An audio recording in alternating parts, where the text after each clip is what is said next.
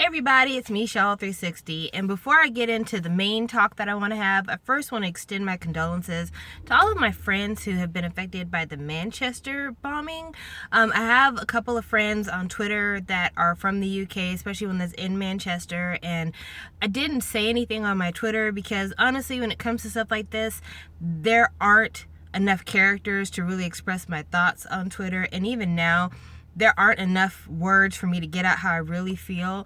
The only thing I could say is it's just unbelievably sad that we live in a world where people feel like they're allowed to impose their beliefs on others to this violent an end, to impose their belief on children and destroy their lives in this manner. And I don't have any answers for anything that's happening, but I do hope that the people of Manchester feel the world's support, because they really do truly have the world's support in this. Like, no one who is of sound mind and spirit supports what happened there. The only thing they support is the recovery efforts and the efforts of the first responders and their ability to be able to make sense of the senseless. So I just want to knock that out the way first, because I didn't want to go into the other stuff without addressing that, because it is so incredibly serious, and the rest of my talk is going to be decidedly more lighthearted than that.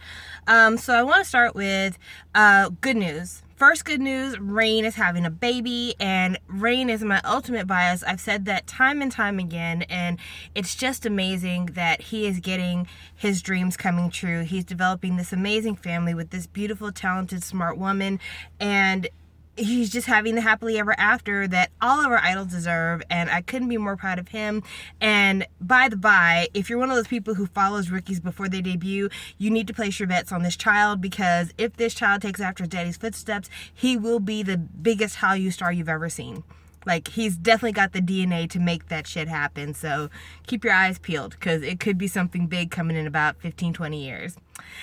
Next big news, SHINee celebrated their 9th anniversary, which 9 years of SHINee goodness. I hope it lasts for another 90 years. It's just amazing. These guys really, they are my K-pop heart. They are my ultimate bias group. They are the group I spend the most money on. They are the group I follow the most. I've seen them twice in person. Like, just everything about SHINee brings nothing but happiness and joy to me. And for it to be 9 years already, I didn't get into them in the very beginning, but I feel like it was only yesterday that I first heard Sherlock. So it's just crazy to me that we've come so far in this amount of time, and to see them being noticed globally, to be revered at home, to reach that legendary status, like, it's no less than they deserve for the amount of effort and camaraderie they've put into this union for so long. Like, you can't keep a group together for 9 years without there being some sort of brotherhood there, because it's just too tempting for the stars of the group to want to leave it all behind and focus on themselves. But something inside of these men lets them know that what works is the five, and they've kept it strong for themselves and for us, and for that I am eternally grateful. They've changed my life. They've changed my life. I would not be as lost in the K-pop rabbit hole if it wasn't for SHINee. Like, I'm sure I could have found other groups. Definitely there's other groups I stan, but SHINee's the one, and I'm just so glad I chose them and that they have allowed me to choose them for so long. Other great news, BTS winning the BMA, the Billboard Music Award for Top Social Artist, I believe. It's just such a blessing, I think, for those of us who have been so worried about the image of K-pop internationally, because I'm not going to lie, I was into K-pop right before Gangnam Style came out, and I liked K-pop for the dances, for the music, for just everything having to do with the production value of the videos. And when Gangnam Style came out, and that's what the world associated K-pop with, I was a little bit bitter. I'm not gonna lie, I was a super bit bitter, because in my opinion, Gangnam Style was a gag reel compared to what real K-pop is. And so to see BTS become this kind of anchor for K-pop, it's really a proud moment for me. Not just as a K-pop fan, even though that's what I'm discussing here, but even as just a BTS fan. I'm not going to call myself an ARMY, even though they are my second favorite group. But I got into BTS before Dark and Wild came out, and to watch their progression, not just internationally and gaining fans internationally, but then watching how long it took for them to kind of get popular at home, and then seeing it explode the way it has, and seeing them become so much more than this small group from this small company with this leader with this really dorky American accent whenever he speaks English. it's so nice. And Namjoon did such a wonderful job with his speech at the Billboard Awards and all the press runs they've been doing. Like, he really has been doing the utmost, and they're just what I want. They're what I want for the rest of the world to see when it comes to K-pop. I don't want them to think of K-pop as other. I want them to think of K-pop as being something that's just as valid and just as legitimate as everything that they're doing in pop internationally. So this was a really great moment for that end, and I really hope that we see more moments like that in the future. Now on to the not so great news. And I have to talk about this because to me, it was just such big news to me, and it's something that even to in this very moment I haven't gotten over, because for those of you who follow my other channel, you might know this, but Sistar is my ultimate female bias group, Huron being my female bias. Like, everything about Sistar is important to me, and I love it, and I follow them, and I own all their albums, like Sistar. And to hear that Sistar was disbanding, not only are they disbanding, but their last comeback is going to be their last comeback, but it's not getting a physical release. It's going to get a digital release. They're not going to promote it but for just maybe 1 week, and then it's a wrap. It's done. And we're talking about a group that has had back-to-back #1 singles for years, who own the summer, who own my heart. And for them to be done the way they are, I don't get it. I don't understand it. I'm fucking pissed off at Starship. You know, I have a love-hate relationship with Starship because when it comes to Starship, while I don't always agree with all of their management decisions, I don't like what they've done with Boyfriend, and I think that definitely they could have done more for them. I don't like the way they treat some of their solo artists, mostly Junyoung. I'm sure I said his name wrong. I'm so sorry. I think it's Junyoung. Junggi-go. I'm saying all these Korean names wrong. Please forgive me. I'm so sorry. But Junggi-go and Jooyoung being the ones that I think about the most, because they're the ones that I think have gotten the shortest end of the Starship stick, even shorter than Boyfriend. But Starship has been really weird with the way they promote their artists, but the music that Starship puts out for Sistar, for Hyorin Solo, for Soyu duets, for all these other little things, that music has been so good that it's like, you promote weird, and I don't feel like you're giving the right focus to the right things, but the music is really good. Even with Monsta X, to be honest with you, I really like Monsta X, but I've always felt like Starship had really poor timing with the way they timed Monsta X releases, but the music that's on the albums are really good examples of Starship at their best when it comes to production and song selection. So it's a love-hate relationship because I like what Starship does musically. I hate what they do promotion-wise. And I feel like with Sistar, it was just a culmination of a lot of things. I think it was a culmination of Sistar feeling like we want to do more than just one comeback a year. Sistar definitely feeling the pressure of, you know, their Sunbays becoming more popular and the company wanting to focus more energy on a future with the young groups rather than maintaining a slightly dwindling momentum with the older groups. And then, you know, you have a group of women that they're starting to grow up, and usually as people grow up, they kind of grow apart because their interests vary. Maybe we're all on the same page before when all we had was this group, us together. This is what was going to make it work for us. And now that they've kind of proven themselves as individual entertainment entities, they're ready to move on and explore things just being responsible for themselves. So, I mean, I'm not mad at Sistar, definitely. Never will be mad at Sistar.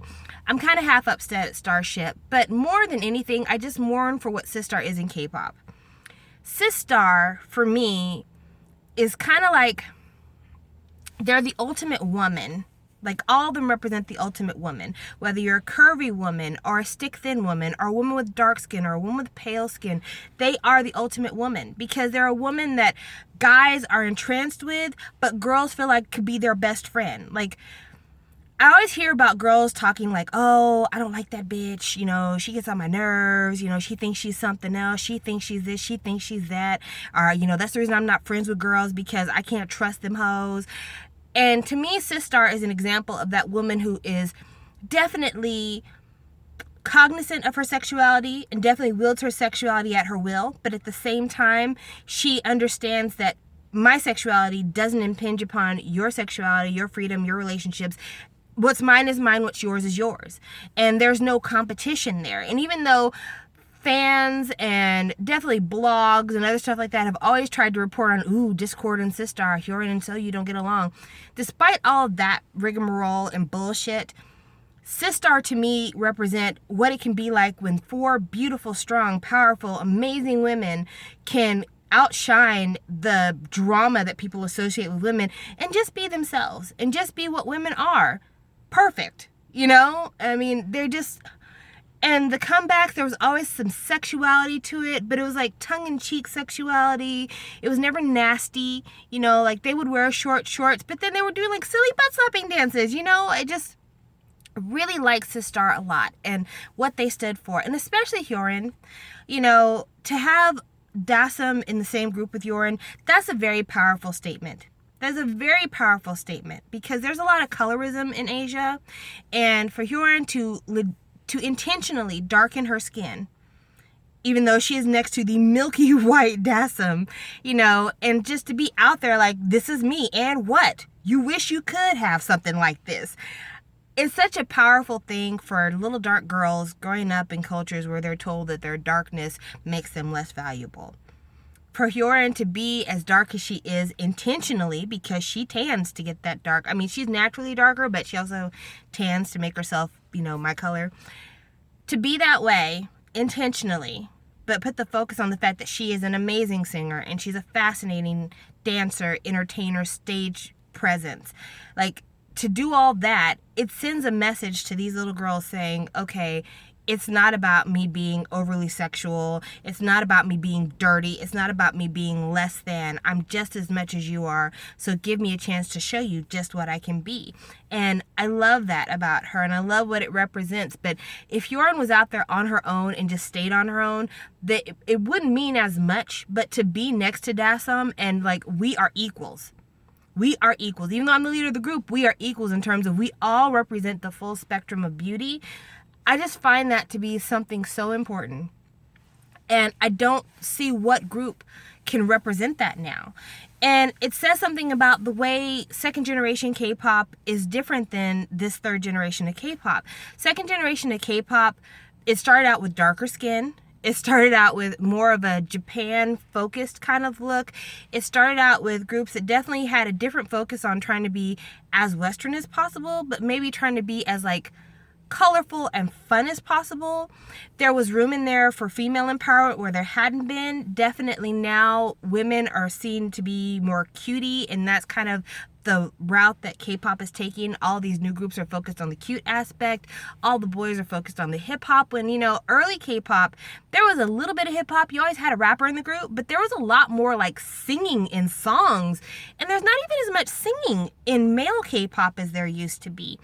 And as a fan who's older, just life-wise and in K-pop, I feel myself getting pushed out the fandom more and more every day. And it's very difficult for me because I want to continue to love K-pop. I want to continue to buy K-pop. I want to continue to go to concerts, all this stuff. But like, for instance, K-Con New York. When I saw the lineup, I remember thinking, there's probably only about 3 or 4 people I could watch here. Anyone else, I would have to go home. And I hate having that feeling because this is a genre that means the world to me. I pretty much gave up listening to most regular pop because I had so many problems. There were so many problematic things with it. And K-pop was my safe place, my special haven. And to have that seem like it's jeopardized now because of the changes that are coming into the art. And then to see all of my second generation groups falling apart, the ones that have meant so much to me. And to see that generational shift, it's just very difficult. It's very, very difficult. Like, I can't listen to NCT Dream. And it's nothing against those babies. But it's just the fact that they are babies. They are babies. And more than anything, it reminds me that, you know, I'm starting to grow out of it. Both, you know, chronologically and just taste-wise. But there's still moments that I really enjoy. This latest 17 single, I really, really like it. I like it more than just about anything 17's done so far.